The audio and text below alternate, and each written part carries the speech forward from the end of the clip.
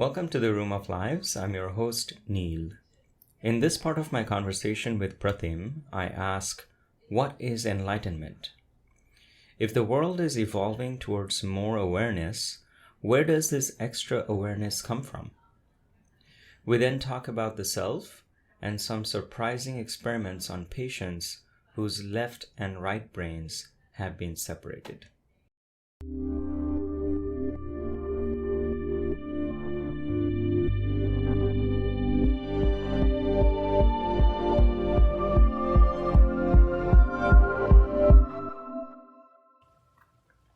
Did you ever feel like, I don't think so, but did you ever feel like your life would turn out like this?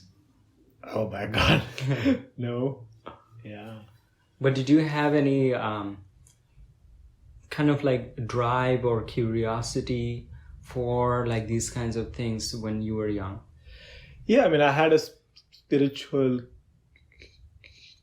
curiosity to understand the nature of reality. And even 10 years ago, when I was not, I hadn't done any spiritual things, I would tell people that, oh, my dream is to be a Baba. So it was there somewhere. How young were you when you were still saying that you want to be a Baba? Just 10 years ago. Maybe. Oh. Yeah. Oh, 10 years ago. Yeah. Okay.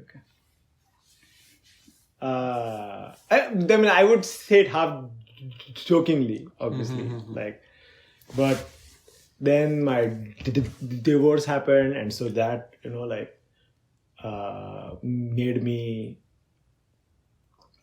reflect back on how I was doing stuff that was expected of me, and so I slowly started exploring. And that led to more exploration. Yeah. Yes. Yeah.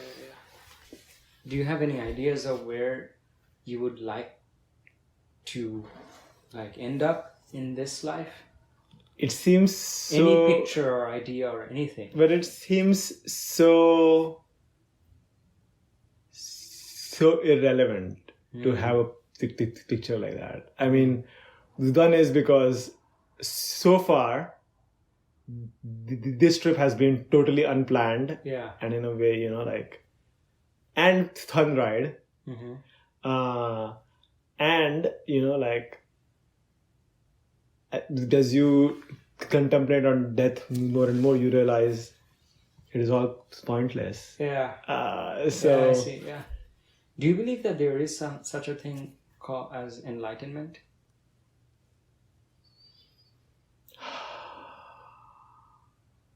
I don't know. I mean, in Tantra, it is said that enlightenment is like the lure of enlightenment is a tool to get you to walk the path, and at some point you realize, oh, there is no, that is enlightenment. It is here right now,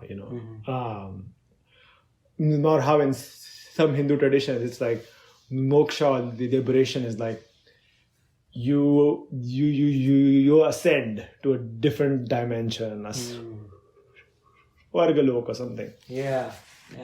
But yeah, in Tantra it's like this is it. And so you might be doing the same activities that you did before the realization as after. And I think in Buddhism also there is, before enlightenment, chop wood, carry the water. After enlightenment, chop water, carry wood.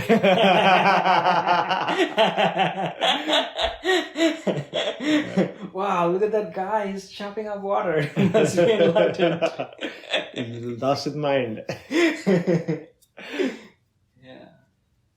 Yeah, so that's the notion in Tantra as well. That it's a tool to get you to take the steps, And the beauty of at least this tantric path I'm on is that, I mean, even the journey is enjoyable.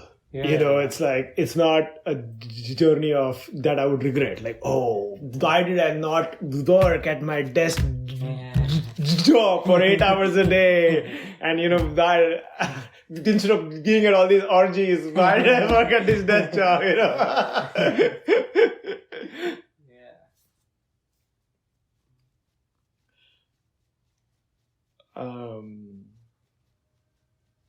It's all these extraordinary things. I was, just before you arrived, I was listening to an audiobook by Ken Wilber. He's the founder of integral theory. Oh, he looks like this. Whoa. That's so intense. Yeah. And so he has practiced Buddhism and stuff. Then many people consider him an enlightened being.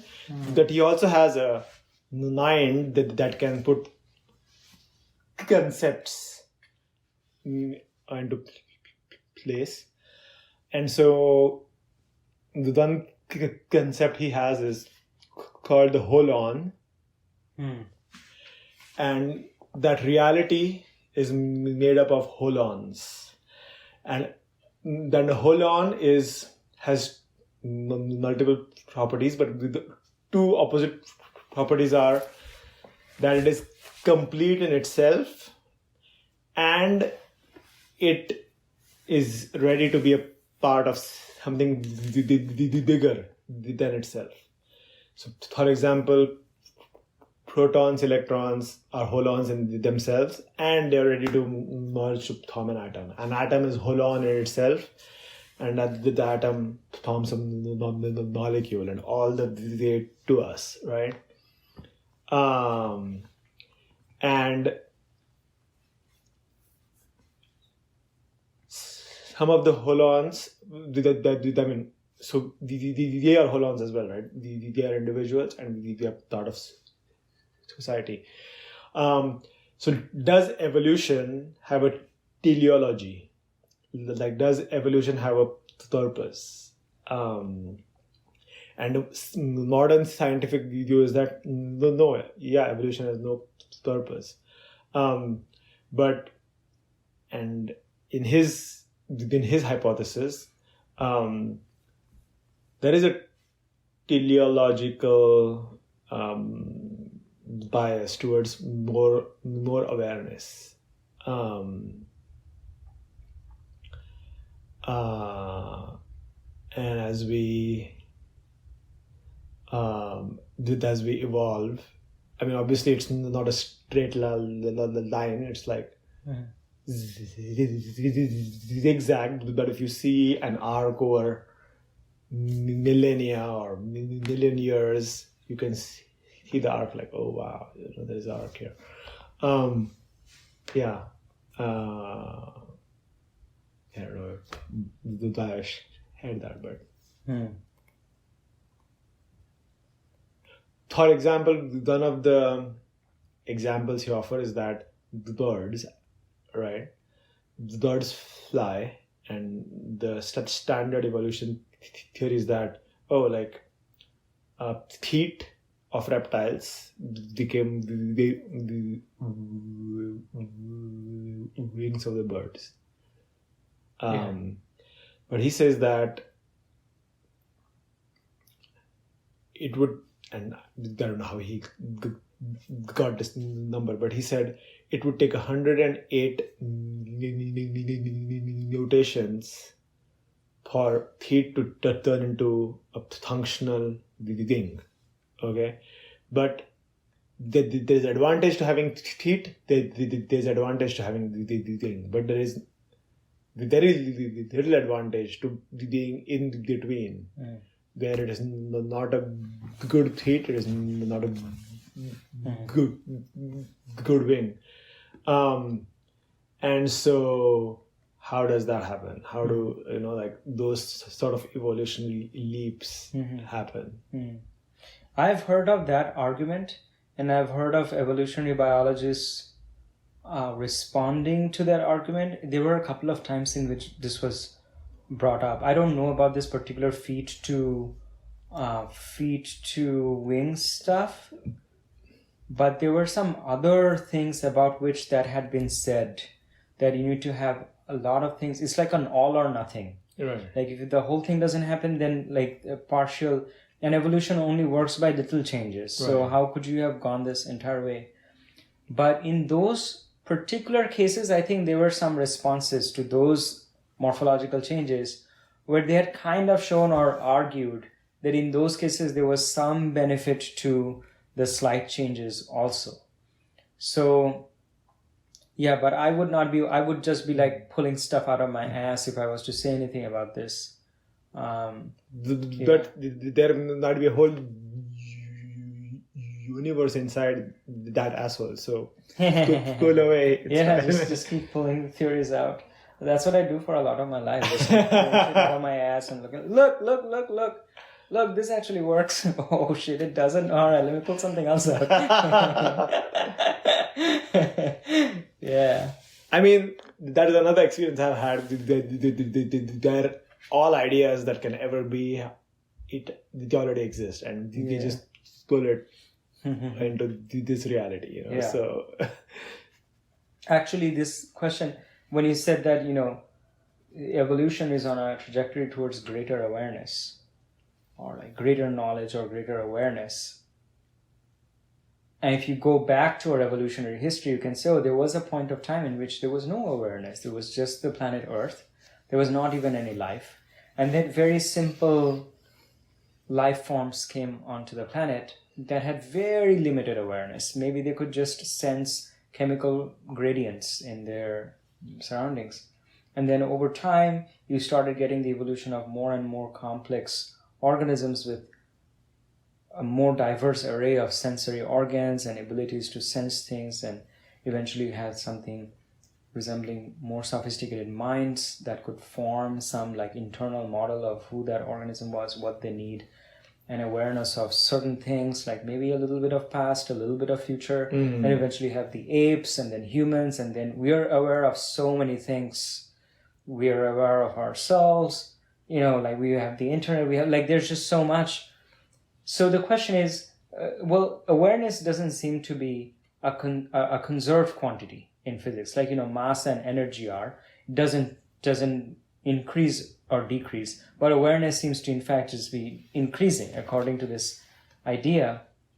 So where does that awareness come from? Like if all of knowledge, or like God awareness, is always constant, then where did it go away? And how is it coming back?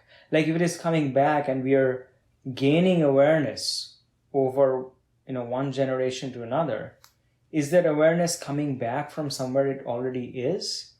Or is it arriving out of nothing? Like that's just the question. I don't know what to think about God, but back when they were just single-celled animals, was the entire intelligence of the universe just that? There was nothing else waiting to manifest? Or all of this awareness that we think, science and technology are progressing, we're learning more and more, becoming more aware. Is it arriving out of like a vacuum, or is it trickling from some kind of an absolute repository? And it just decides to manifest itself and then hide itself, manifest itself, hide itself. But somehow the sum total remains the same. Like it doesn't actually go away anywhere. I don't know what to make of that. So according to him, where is that awareness coming from? Yeah, I don't know about him, but the tantric answer is that the divine does 5 acts and 5 acts only. Creation, maintenance, dissolution. Those are the 3 we know as the Hindu gods, like Brahma, Vishnu, Mahesh. Not in the game of life. Those are the 3 rules. Like, if there are 3 dots, a Thor is born. If there are 2 dots, it stays alive. But the 2 other acts in Tantra are remembering and forgetting. And these are the 5 acts of the divine. And you can all say, oh, remembering, that's an amazing act. But the guy is forgetting an act. And the story that one of my teacher tells me is that if you lived in a world where you determined every outcome, it would get boring. Yeah, I mean, it would be boring from the beginning. There's no way for it to not be boring for even a second. I mean, at some point, if you have the mind that you have right now that has lived in this non-deterministic world, and you find yourself, like most people dream that, right? Most people dream, oh, with magic I can make whatever I want happen. You know, if I had the magic lamp, and you know, I can. But then, when you do find yourself in a deterministic world, and like I said, in my eternal now, I was in that deterministic world, and it seemed pointless. And so, at some point, God presses a button of forgetting that, you know, yeah, it is everything and it determines everything. And that forgetting helps it enjoy. Yeah. Yeah, because as beings, like the forgetting is, it seems like for me, the forgetting is kind of the same thing as cleaving off a part of yourself and not being all of it anymore, being only part of it. Right. So losing some of who you are. So you've lost that knowledge. You've lost that awareness. I don't know where that part goes, by the way. That part is stored somewhere, or it becomes a separate being, which no longer knows about you. Like, it's like splitting a person's brain in 2 halves and putting them in 2 different bodies. Right.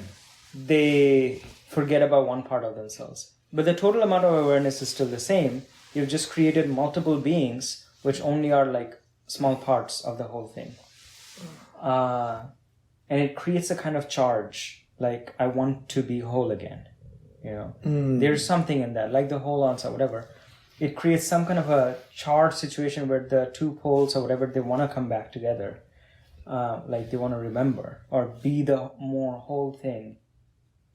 But there's some part of it that's missing. Where was I trying to go with that?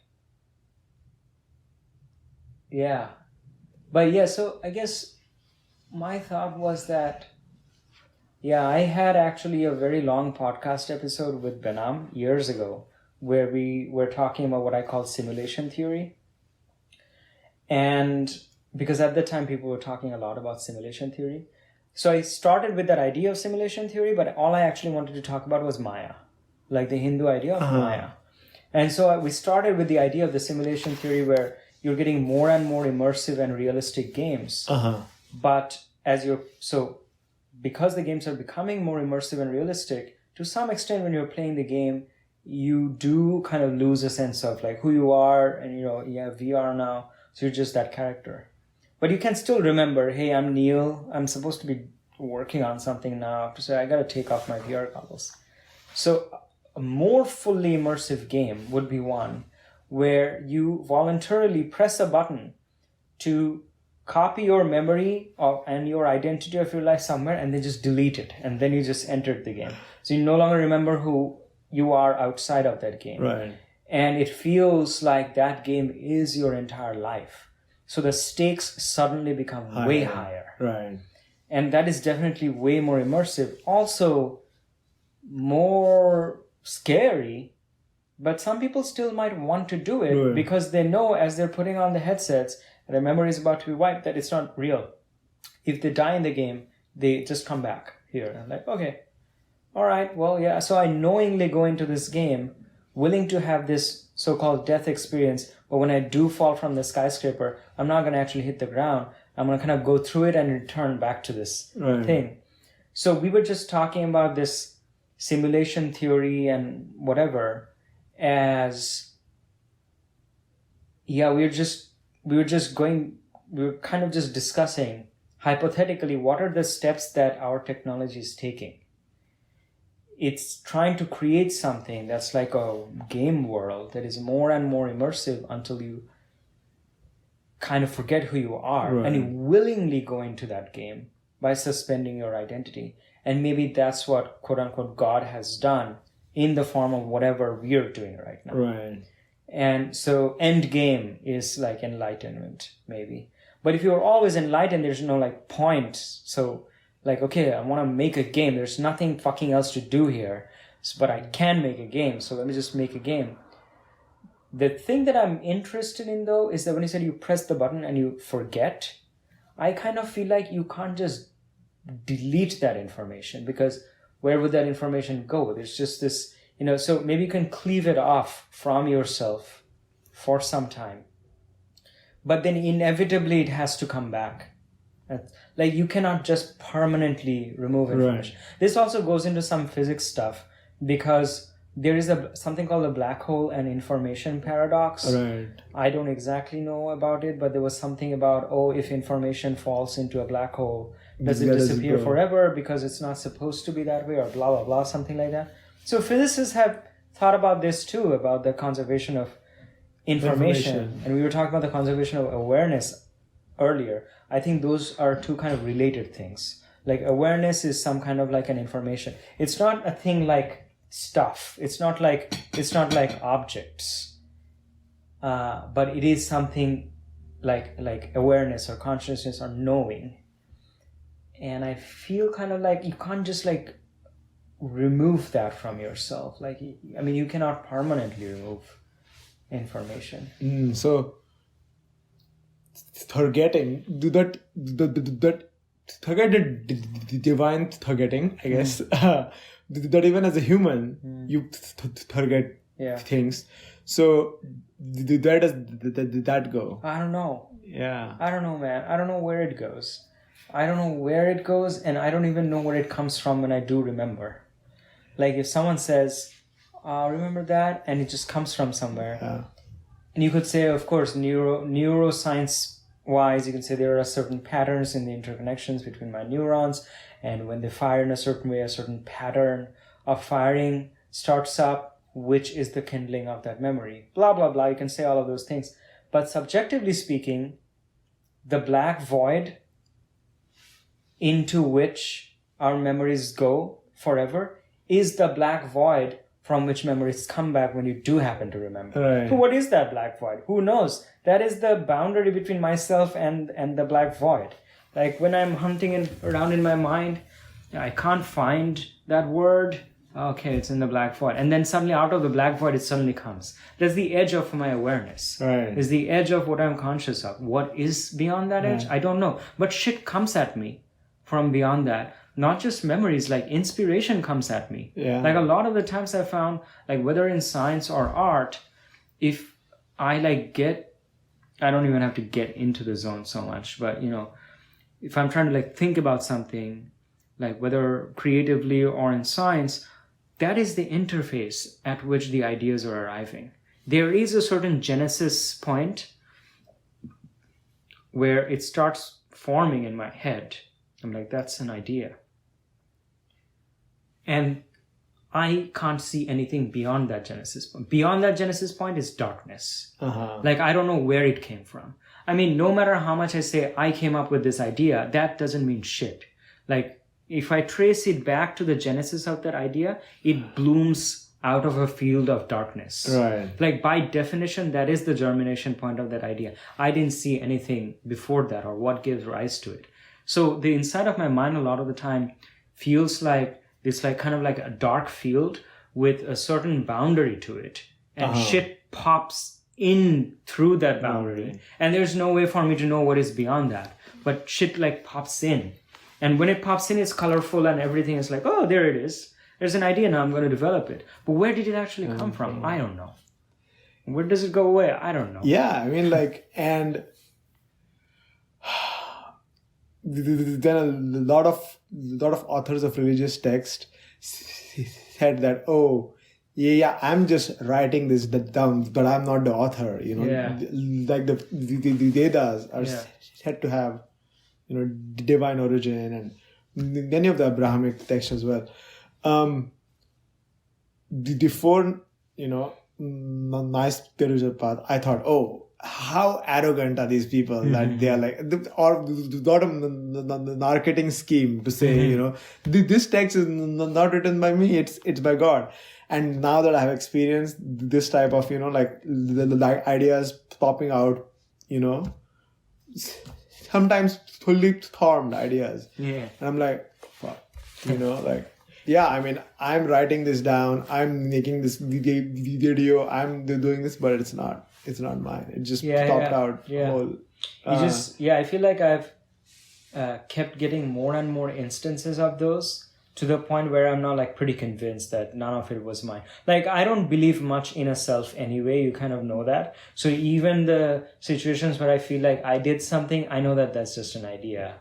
That's in my head, and someone put it there to make is the ahamkar, is the I making. Right. It's like I made it, but the I did not make the I maker. Like, who made the I maker? Like the I is just like an automaton that is only doing the thing because the I maker runs its algorithm. And so I mean, I is not the one that created the eye maker. Yeah, but you know, like the eye maker may have had advantage to have that eye maker running in you, and you know, I mean, there might be some advantages, but I'm just saying that it's not autonomous. The eye that is created by the eye maker is not actually autonomous. It's not autonomous. No, but it feels autonomous. Yeah, it takes whatever is happening and makes an eye out of it, right? So let's say you gave a hand, did a hurricane appears. Yeah. You then I'm having this exaggerated example. The eye maker takes, I gave my hand and a hurricane appeared. So you know, I summoned this hurricane. Yeah. Or even like the thought of waving the hand happened, and then the hand waved. The eye maker says, I made the hand wave because I thought of it and then it happened. Now, how do you even wave your hand? We don't even know how we wave our hand. We think of waving our hand and then it happens. I'm like, what did I do?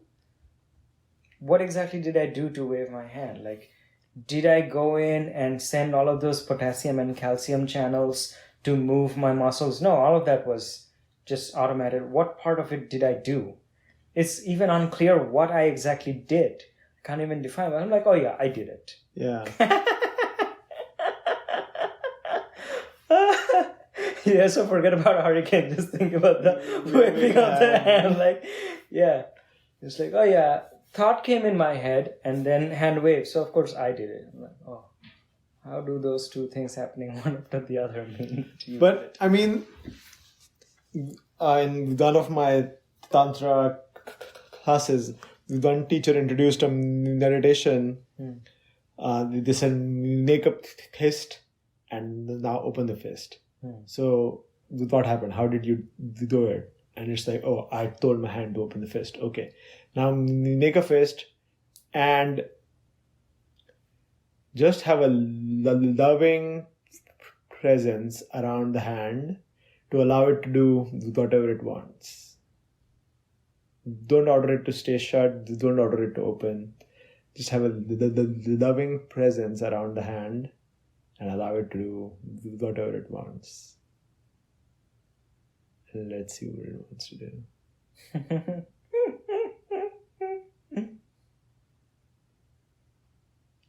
Are you doing it right now? I'm kind of doing it, but I feel more self-conscious doing it in front of someone else. What? Like you. To allow the hand to do whatever? Mm-hmm. What would it do? I don't know exactly. So let's find out. I think he wants to do something like that. Maybe. Not sure. And it's really hard, at least for me, it's really hard to fully allow my hand to do what it wants to do. I mean, even the thing you did, it was out of your head, right? Yeah. Yeah. But the picture of it came in my head earlier. That, that's something that I want to do, I guess.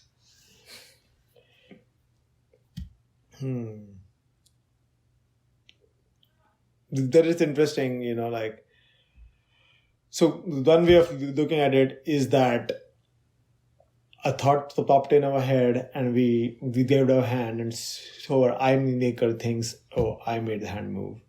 But the opposite of it is also true. Like, I made my hand open, I made my hand close. And now if I really allow it to do what it wants, what does it want to do? Is there a want in the hand? Like, does it have any wants in the muscles? Like, it all has to come from the brain. Does it have to? I don't know. Yeah, that's the... because in like sexual orgasms and stuff, it is possible to have involuntary movement, and obviously in other situations as well. So involuntary movement is a thing,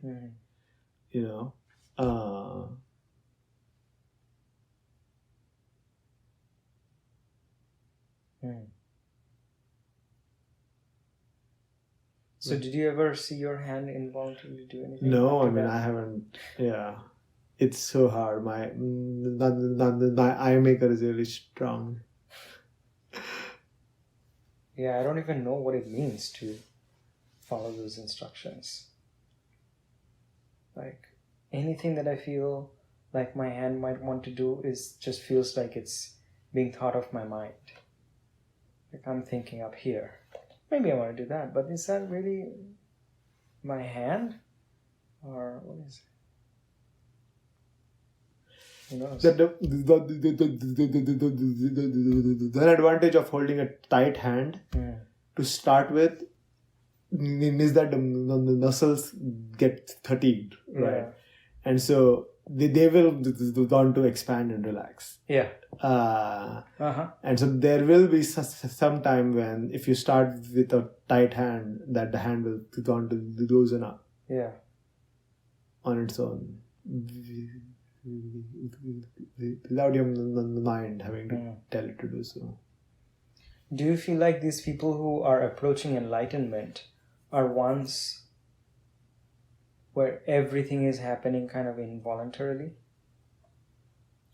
Like their bodies and their speech is just coming out spontaneously? That's what my said. teacher says. He says that? Yeah. But, it seems... at least from my reality, it seems far away, and I don't even know if it's possible. Yeah, but the eye maker is saying that, the eye is saying that. So that pixel might turn off any second.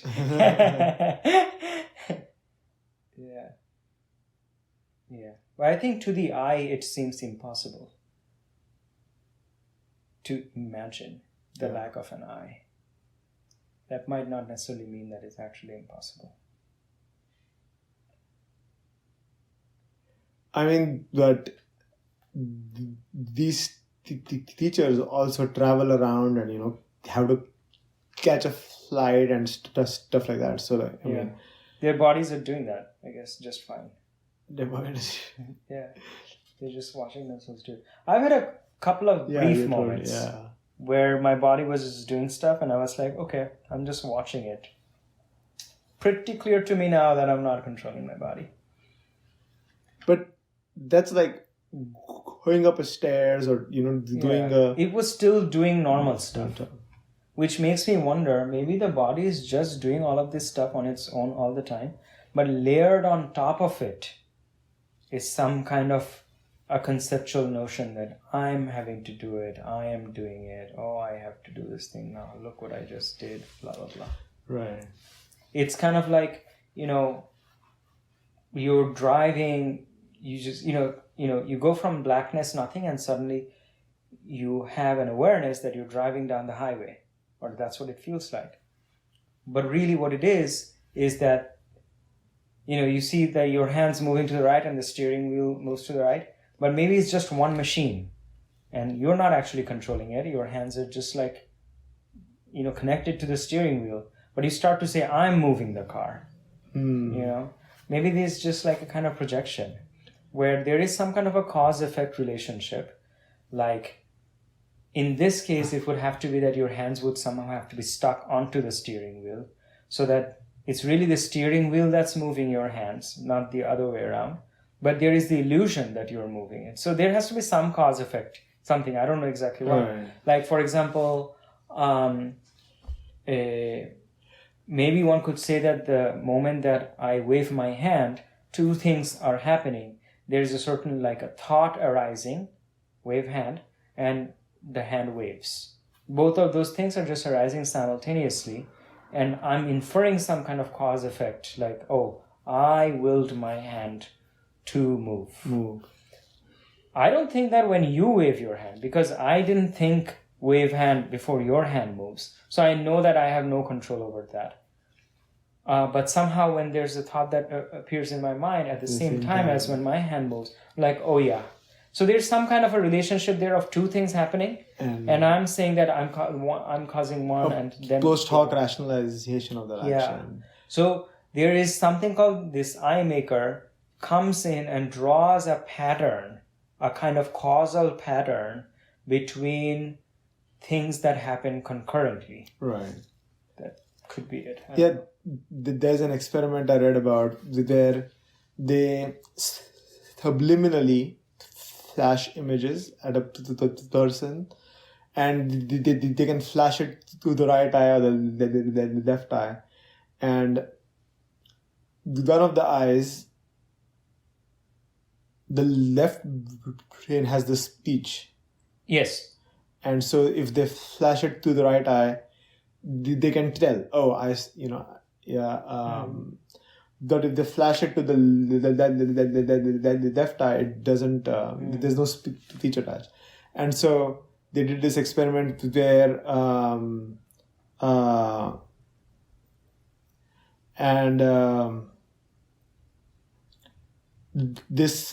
they flashed something like water to this person's left eye, but that person does not register that they saw water, and they just stand up and walk away.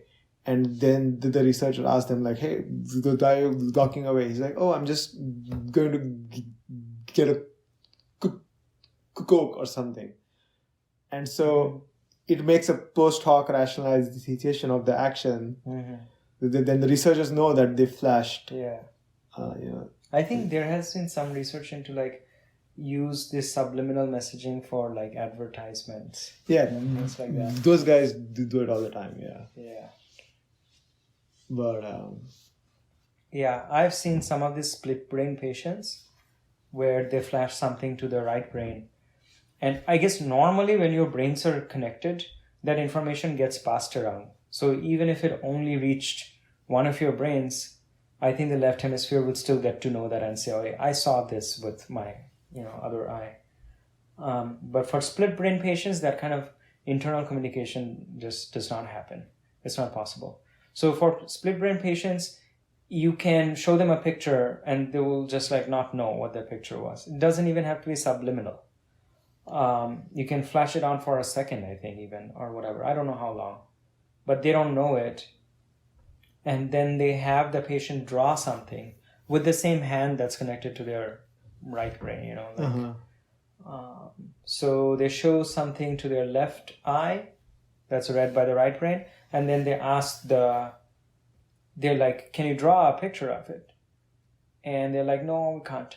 They're like, well, just try. And they ask the person to draw it with their left hand, which is controlled by the right brain. And he does draw something resembling what he saw. And then he's asked, like, why did you draw that? And then he makes up some reason. Yeah. This is all called a confabulation. Yeah. They make up some reason. The idea is that the left brain doesn't have a clue what the fuck is going on. But the left brain has the constant compulsion to create a cohesive narrative story about life. That's his job. It's just a storytelling person. It just constantly creates a story. So it has to create a story. And so it creates a story. Oh yeah, I drew these bells because I just thought of these bells in the morning and blah blah. I just like make something up. And so that brings into question, even when your brains are joined together, Right. how much of your life is a confabulation that is just being made up by your left hemisphere trying to justify everything that's going on and putting it into a narrative thread that makes sense into the past and the future. I'm glad you joined us today in the Room of Lives. Take care. Until next time.